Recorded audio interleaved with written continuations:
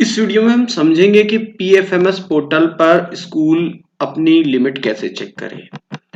तो जैसा आपको पता है कि पीएफएमएस पोर्टल पर यहाँ से लॉगिन किया जा रहा है। जैसे लॉगिन लिखा है, लॉगिन करने के बाद लॉगिन करने की अथॉरिटी डाटा अप्रूवल जो अप्रूवल कर रहे हैं उनको है और डाटा ऑपरेटर को है।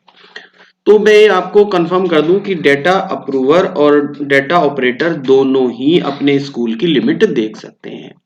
जैसे मैं यहाँ आपको दिखाना चाहूंगा कि ये जो आईडी है ये डाटा ऑपरेटर की है। यहाँ से ये आईडी डाटा ऑपरेटर की है, ठीक है।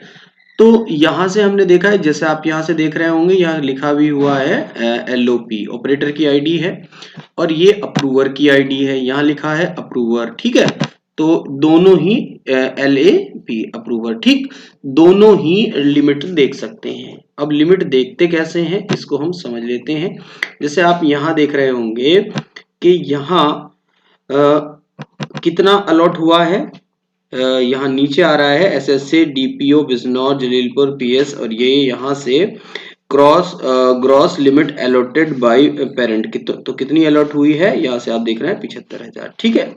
और limit allotted for self expenditure के लिए कितनी है, 75,000, ठीक है। अब हम समझते हैं इसको देखते कैसे हैं, इसको हम यहाँ से समझ लेते हैं। तो आइए समझते हैं किस तरह से इसको देखते हैं। तो कुछ ऐसा इंटरफेस आप देख रहे होंगे, यहाँ से ऐसा इंटरफेस खुल के आपके सामने, मैं पहले होम पर ले जाता हूँ आपको, ये होम पर हम ले जा रहे हैं। तो होम इस तरह से खुल के आपके पास आएगा। तो होम में आपको लिमिट देखने के लिए कहाँ जाना है वो मैं आपको बता देता हूँ। तो लिमिट देखने के लिए आपको जाना पड़ेगा यहाँ रिपोर्ट्स में, ये रिपोर्ट्स लिखा हुआ है, यहाँ इधर लेफ्ट साइड में रिपोर्ट्स है। तो रिपोर्ट्स को जैसे ही हम क्लिक करते हैं तो ये खुल के कुछ ऐसा इंटरफेस खुल के आता है। ऊपर ये टैब बने हैं, इन टैब को आप देख रहे होंगे।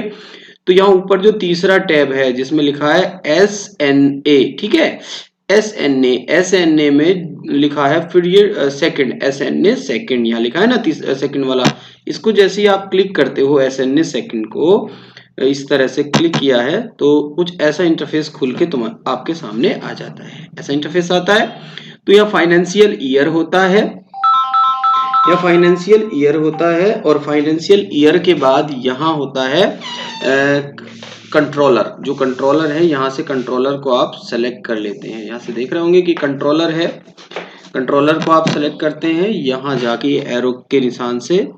तो इस एरो पे आप क्लिक करते हो तो यहाँ 08 स्कूल एजुकेशन एंड लिटरेसी को क्लिक करते हो। तो जैसे ही करते हैं फिर इधर ग्रांट नंबर, ठीक है, इसको यहाँ से सेलेक्ट करते हैं। तो यहाँ से आपको सेलेक्ट करना है 025 department of school education and literacy, तो इसको सेलेक्ट करना है। तो यहाँ सेलेक्ट का ऑप्शन, फिर दोबारा से स्कूल नेम, यहाँ से स्कीम नेम सेलेक्ट करना है। तो स्कीम नेम में आपको सिलेक्ट करना है यहाँ समग्र शिक्षा, ठीक है, समग्र शिक्षा इसमें आपको सिलेक्ट करना है। फिर ये आप यहाँ ध्यान दें, जब तक ये फ्लैग इस तरह से चलता रहेगा ये तो समझ लो कि वो प्रोसेसिंग में है।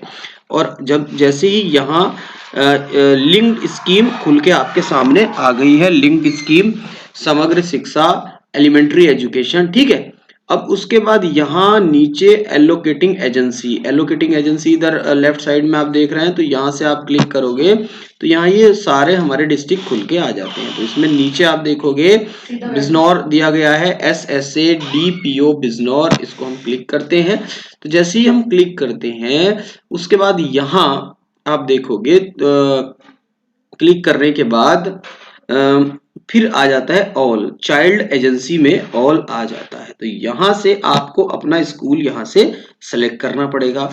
अब यहाँ स्कूल भी आप कैसे सेलेक्ट करोगे, क्योंकि पूरे डिस्ट्रिक्ट के यहाँ स्कूल दिए गए हैं, मगर ये स्कूल जो हैं आप यहाँ देख रहे होंगे यूनिक आईडी के असेंडिंग ऑर्डर में दिए हैं। ये जो शुरू में लिखा है ना UP BI 000, ठीक है।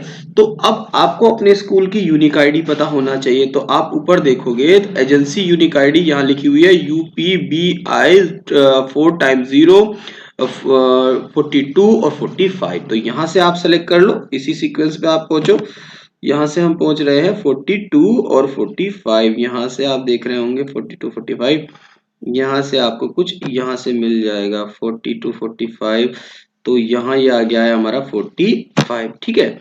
और इसके बाद यहाँ जहाँ लिखा है व्यू रिपोर्ट, इस व्यू रिपोर्ट को आप क्लिक करते हो, फिर एक बार प्रोसेसिंग चलती है और नीचे यहाँ रिपोर्ट प्रोसेसिंग के बाद रिपोर्ट डिस्प्ले हो जाती है, जहां से आप अपने स्कूल की लिमिट देख सकते हो कि आपको आपके स्कूल को कितने पैसे खर्च करने के एक्सपेंडिचर लिमिट मिली है। तो जहां ये रेड चल रहा है प्रोसेसिंग के बाद यहाँ नीचे रिपोर्ट आ जाती है। ठीक है, यहाँ से आप देख रहे होंगे ये आपकी लिमिट की रिपोर्ट यहाँ से आ जाती है कि कितनी लिमिट आपको मिली है। मैं समझता हूँ ये समझ गए होंगे कि किस तरह से आप अपने स्कूल की लिमिट देखें, पीएफएमएस पोर्टल पर लिमिट को कैसे देखें, आप ये समझ चुके होंगे।